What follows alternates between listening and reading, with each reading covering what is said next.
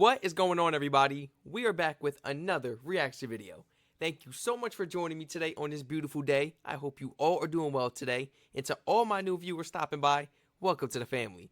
Welcome to the family. Today, I will be checking out a highly requested video. But before we jump right into it, please feel free to like, comment, subscribe, and turn all post notifications on so you do not miss another one of these reaction videos. Now, today, I will be reacting to Top 10 most British sentences ever uttered. Let's jump right into this because I'm curious. What do you mean the top 10 most British sentences ever uttered? Were they uttered by famous people, politicians, world leaders? Number 10, the quote. Get up, George, you're embarrassing me. Get up, George, you're embarrassing me. Okay, where did this quote come from, man? Context. Prime Minister Margaret Thatcher to her bodyguard immediately after being shot at by the SAS. The story. Margaret Thatcher is a polarizing topic in Blighty, and in some places the mere mention of her name can kill the atmosphere in a room and replace it with a whirlwind of flailing snakes, or so we've heard. Ooh. That said, she is begrudgingly admired for her unflappable demeanor, which earned her the incredible badass nickname of the Iron Lady. Perhaps the single greatest example of Thatcher's sheer inability to be fazed by even the most extreme situation is the time she was involved in an SAS training exercise involving live ammo. The story goes that during her tenure as Prime Minister, Thatcher was meeting with the SAS, who invited her to take part in a hostage rescue scenario using actual bullets, a common courtesy they extend to all high-profile guests to show off their skills. Thatcher gladly accepted and sat in a darkened room in the Killing House, the impossibly sweet nickname given to the SAS's secret training building, along with her bodyguard. A few minutes later, 3 highly trained SAS operatives kicked down the door, threw in a flashbang grenade, and then fired several rounds into the targets, flanking Thatcher, who was reportedly sitting calmly at a table with her purse. The moment the SAS started firing, Thatcher's bodyguard, showing how clearly he sucked at his job, dove under the table, causing Thatcher to say what she said in a testicle-shrinkingly patronizing. Your bodyguard laid under the table? Oh my gosh. I mean, well, forget it. I'll do it myself then.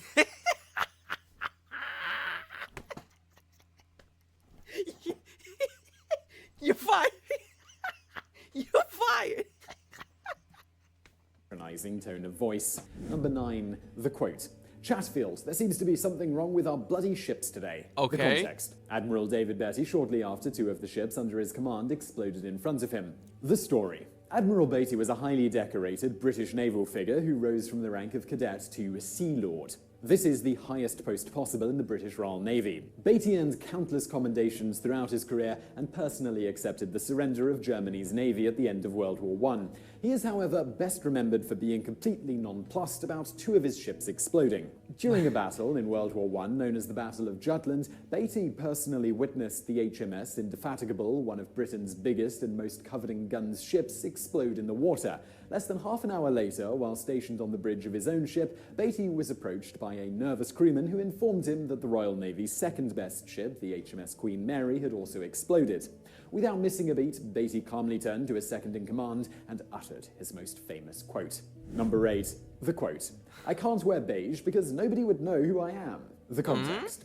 The Queen on why she wears bright pastel colours all the time. The story. Few, if any, people can truly claim to be as easily recognizable as the Queen of England, a woman who has been on so much money over the years you can see her age. Though officially the Queen has a number of rather important duties, such as approving parliamentary bills and meeting with the Prime Minister, her role as monarch is mostly ceremonial.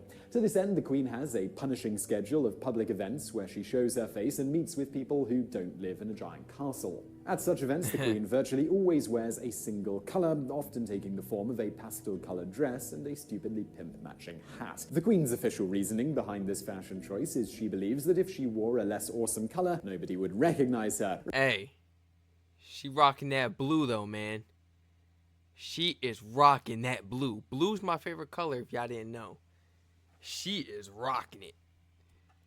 Remember, this is a woman who spends most of her time in a country where her face is on every single piece of paper money issued, and she still, rather adoringly, thinks that people wouldn't know who she was without wearing a dress that looks like someone turned the contrast all the way up. Number 7, the quote. We had a very serious evening, you know. The context. Cosmo Duff Dorden when speaking about a boat trip he took aboard the Titanic. The story. Yes, we're talking about that Titanic. According to the experts, just 706 of 2,000 or so people aboard, the exact number has never been established, survived the superliner's maiden voyage. Among them was Sir Cosmo Duff Gordon, a gentleman through and through. Upon hearing news that the ship was sinking, Duff Gordon grabbed a bottle of brandy and some cigars and made his way towards the lifeboats with his wife and secretary. Duff Gordon and his wife eventually escaped aboard a smaller lifeboat being piloted by several crewmen, whom the English dandy politely asked permission to join because being aboard a sinking ship is no excuse to forget your manners. Right. Letters unearthed in 2012 reveal that Duff Gordon witnessed firsthand the horror of the Titanic sinking,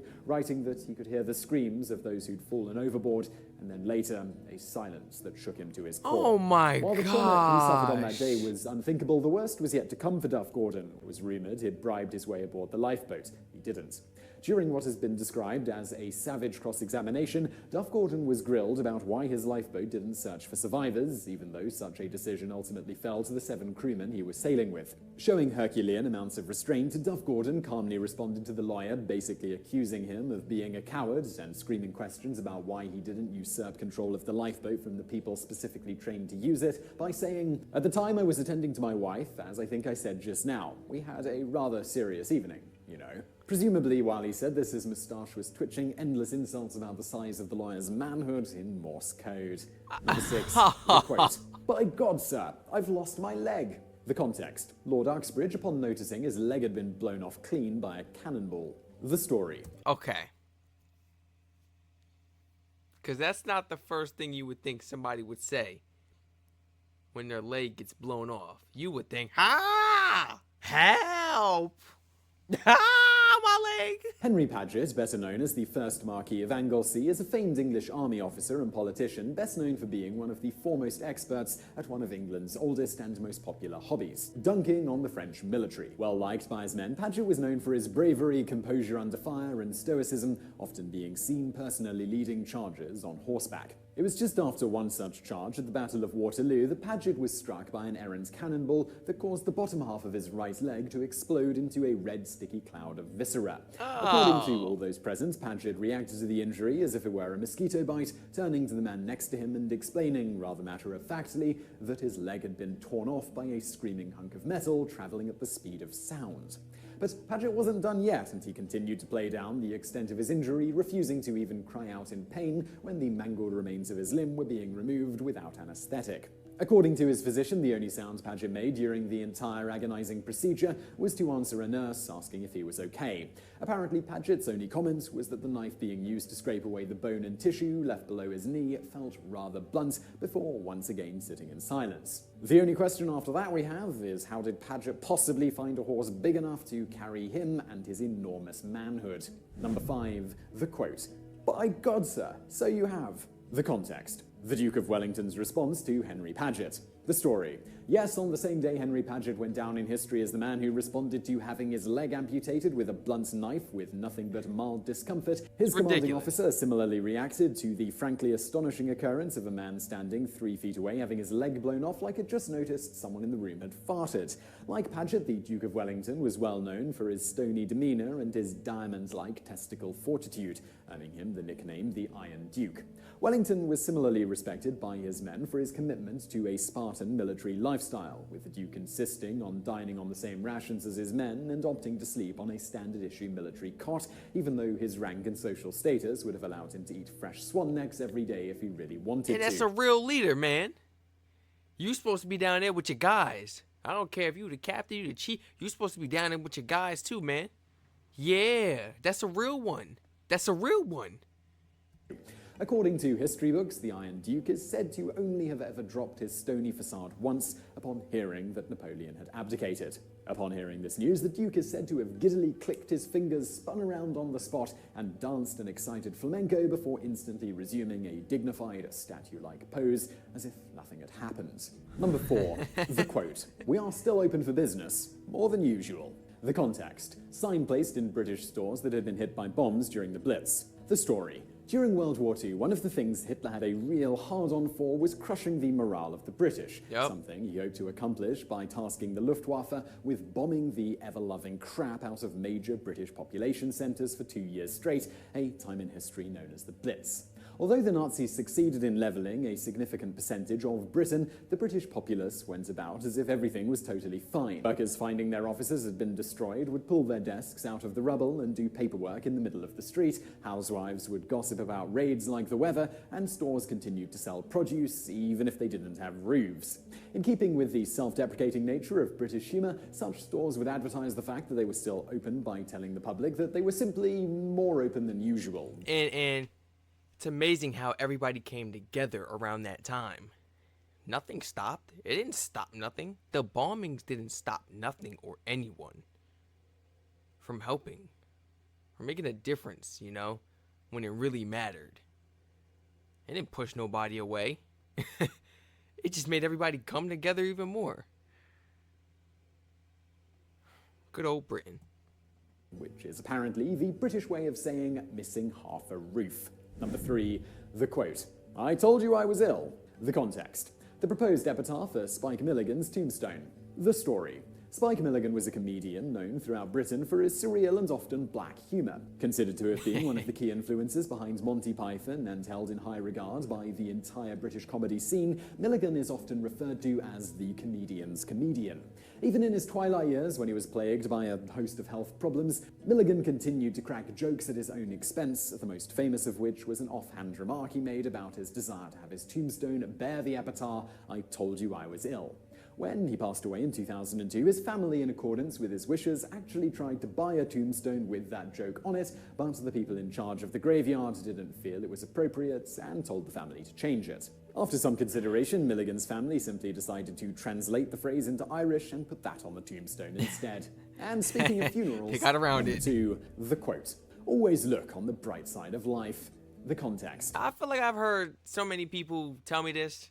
You know, look on the bright side of life. Look on the bright side of things. What makes this particular song choice so deliciously hilarious is that it took the top spot away from actual religious hymns, which had, prior to 2014, been the most popular final song requested by the deceased. If you needed any more proof that the British don't even pretend to give a crap, the song is also popular at football games when one team is losing, and was once sung by an entire ship as it was sinking. Number 1, the quote. No, I mean, "We come have on, enough that's time to crazy finish now. the game and win. The context. Sir Francis Drake, upon being interrupted during a game of bowls about an approaching Spanish fleet of ships. The story. Francis Drake is known in Britain for many things, including beasting on the Spanish so hard they called him the Dragon, circumnavigating the globe, and dying of dysentery.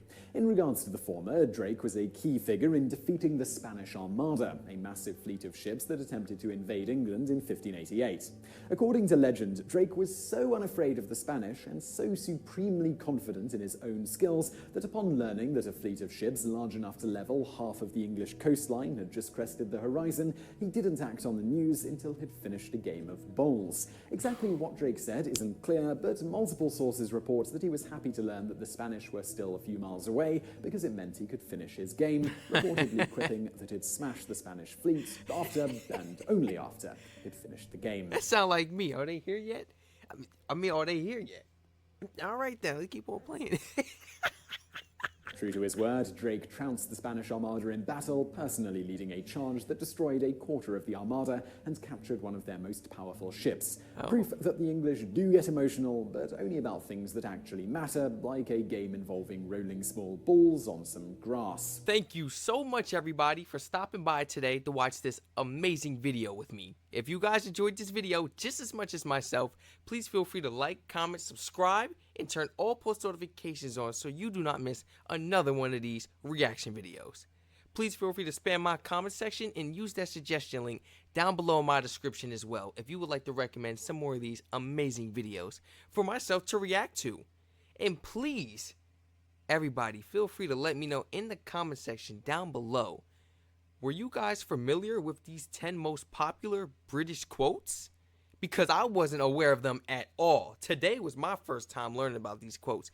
I may have only been familiar with about 1 or 2 quotes out of this video, but was completely clueless towards the other 8. Once again, I will catch you all in the next reaction video. Stay safe.